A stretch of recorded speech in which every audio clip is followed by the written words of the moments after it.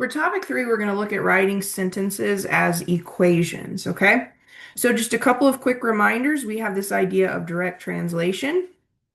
This is the process of converting words to math. So we're going to take the English language sentences and we're going to convert them to expressions or equations, okay?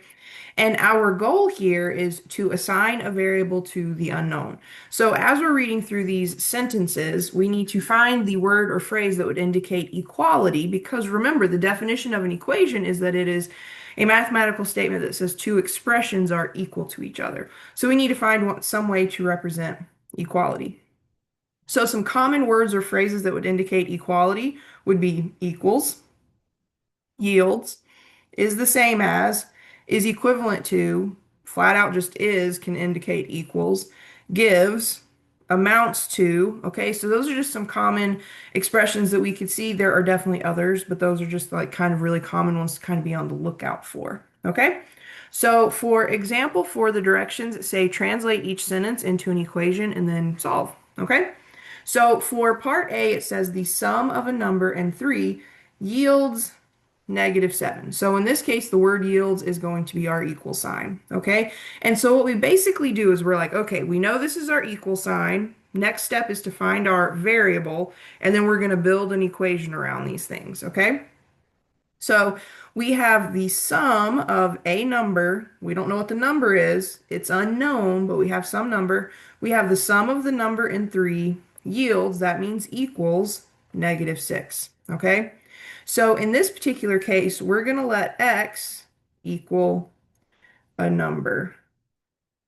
So we certainly don't know what that number is, so we're just going to assign a variable to it, and then we can solve this equation that we're eventually going to get, and it'll tell us what that number is, okay? So we have the sum of a number and three. Sum means add, so we're going to take this number, this unknown, we're going to add it to three. We already know that yields means equals, so we have x plus 3 equals -6, okay? So we have now used direct translation. We assigned a variable to the unknown. We found the word that meant equals. We've built our equation. Now we need to solve. So we have a situation where there's no parentheses. We don't need to do any simplifying. The left side only has two terms. The right side only has one term. The left, to be more specific, it has two terms. One is a variable, one is a constant, so they cannot be combined. So now we need to apply the addition property of equality. Our goal is to get the x by itself, but first we have to get the term that contains the x by itself. So that means at this point, we need to move that 3. Okay, so I have x plus 3. The way we would undo plus 3 is to subtract. And remember, that's kind of what we're doing when we're solving. We're trying to undo what has happened to the variable. Well, so far the variable's been added to 3, so we need to get rid of that plus 3. So we subtract 3. Whatever we do from one side, we do to the other side. So we're going to subtract 3 from both sides.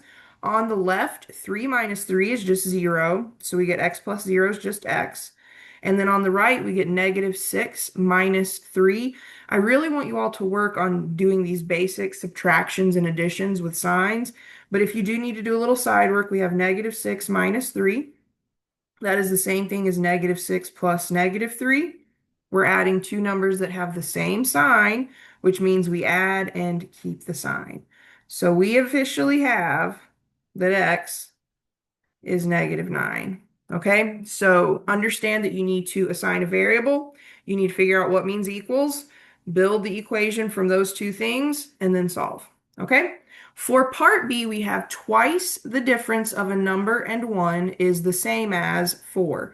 So is the same as is going to be our equal sign. Okay, and then just like in the last example, we have a number. We don't know what the number is, so we're going to call that x. Okay, so for the left-hand side of this equation, everything before is the same as in this sentence. We'll say it's the left-hand side of the equation, and then everything after is the same as will be the right-hand side of our equation. So prior to the left is going to be, or like before that is the same as the left side of the equation, we have twice the difference. Well, we want 2 times an entire difference, so we're going to need parentheses here. So we have 2 times some difference. Okay, SOME as in sum. We have some kind of a difference here, and it's between a number and 1. So if we have this unknown number, we're going to call it x and 1, and we want the difference of that that means we would need to subtract. So twice the difference of a number and 1 translates to 2 times parentheses x minus 1 is the same as, translates to equals, and then the right-hand side of our equation is just 4, okay? So this is the actual equation. This is kind of like the first part of our problem. The second part of the directions told us to solve, okay? So we would want to start by distributing. So I want to take 2 times x, that gives me 2x, and then 2 times negative 1 gives me negative 2, and that all equals 4. Now, we don't have to do any more simplifying because the left-hand side has exactly 2 terms. One is a variable term, one is a constant term, and then the right-hand side just has a constant term. So for now, we want to start undoing what has happened to the variable, and we do that with the addition and multiplication properties of equality. So first, I want to get the 2x term alone. That means I need to move the minus 2. So to undo subtraction, we use addition. So I'm going to add 2 to both sides. On the left, negative 2 plus 2 is 0, so that leaves me with just 2x plus 0 or 2x minus 0, which is just 2x. And then on the right, I get 6. And now I have a single term on each side. One side is a variable term, one side is a constant term. I need to apply the multiplication property of equality. So I want to undo the multiplication of 2 and x. So I would divide both sides by 2.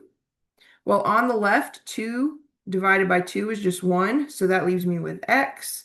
And then on the right, 6 divided by 2 is 3. So we have found our equation and then we solved it, okay?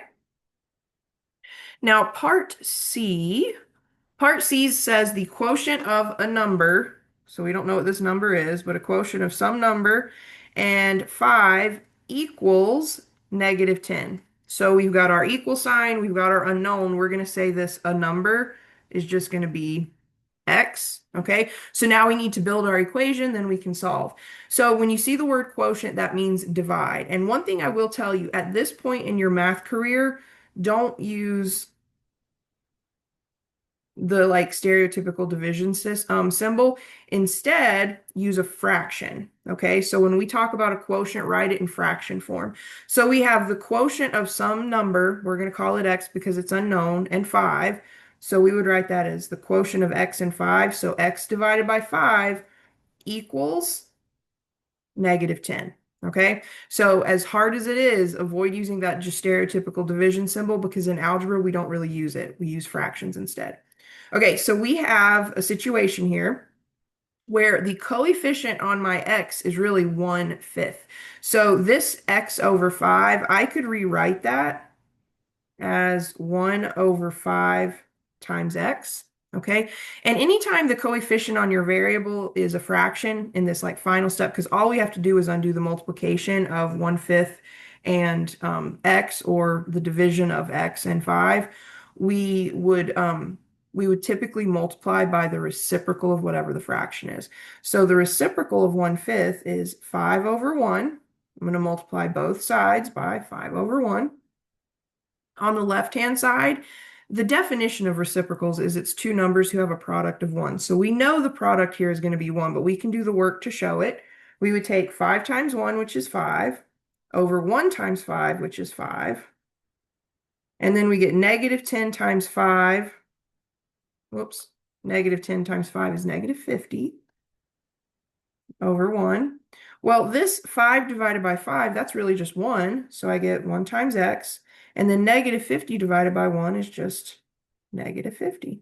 So that's my final answer. And just as to write it really clearly, our original equation was x over 5 equals negative 10. So we built our equation and then we solved. All right, finally, part D. We have 6 times a number decreased by 8 is equivalent to, so is equivalent to is going to be our equal sign. All right, and it is equal to 3 times the same number increased by 7. So we're going to let x equal a number. So we don't know what this number is that we have before is equivalent to, and we don't know what that same number is after is equivalent to. So we're just going to let x be this unknown number, okay? Now, before is equivalent to is going to be the left-hand side of our equation. After the phrase is equivalent to is going to be the right-hand side of our equation. So let's focus on everything that's going to be the left. So we have 6 times a number. We don't know what the number is. We're going to call it x. So 6 times x is just 6x, and it's being decreased by 8. In math, decreased means subtract, okay? So we get 6x minus 8 is equivalent to, that's going to be our equal sign.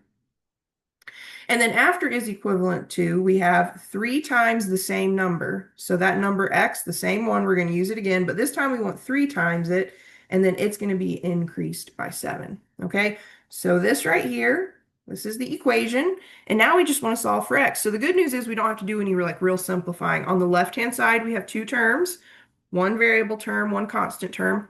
On the right-hand side, we have 2 terms, one variable term, one constant term. So we can go ahead and start by using the addition property of equality. And first thing I want to do is get all of my variables in a single term on the left, okay? So in order to do that, I want to move the 3x's that are on the right, I want to move them to the left. So since it's positive 3x, we think of that as like plus 3x. The way we undo that is we subtract. So we're going to subtract 3x from both sides. On the left, 6x minus 3x is 3x. And then I want to drop down minus 8 and equals. And then on the right-hand side, 3x minus 3x just becomes 0. And then 0 plus 7 is just 7. Okay? So we got all the variables in a single term, which is great. Now we need to isolate that term. The issue now is minus 8. I want to move that minus 8 to the other side of the equation. Since it is minus 8, we undo that with addition. So I'm going to add 8 to both sides. Well, on the left, negative 8 plus 8 is 0. 3x plus 0 is just 3x. And then on the right, 7 plus 8 is 15. Okay? So now I've got a single variable term equaling a single constant term. This is when we apply the multiplication property of equality. We want to undo the multiplication of 3 and x. We undo multiplication with division. On the left, 3 divides into 3 one time. 1 times x is x. And then on the right, 15 divided by 3 is 5. So we've got our solution, okay? So this unknown number, this a number that we let x be, the number would end up being 5 in this case. Okay, so that is solving equations using the multiplication property of equality and the addition property of equality. Remember, just kind of in general, if you have parentheses, get rid of them first. Then you want to simplify the left and right hand sides of your equation completely. Then you want to get all of your variables on one side, your constants on the other. To do that, we use the addition property of equality. And then finally, at the very end, we want to undo the multiplication of whatever the variable is and whatever its coefficient is. And that's when we apply the multiplication property of equality. If it comes to word problems, like what we've just done here, we want to figure out where equals is. We also want to figure out what our variable is. Then we build our equation around those two things and then solve using the steps we just outlined. Okay, so we're almost at the end of the chapter. The last section, we're going to look at actual word problems. Like sometimes people will call them story problems because they have like some kind of real world spin on them. Okay.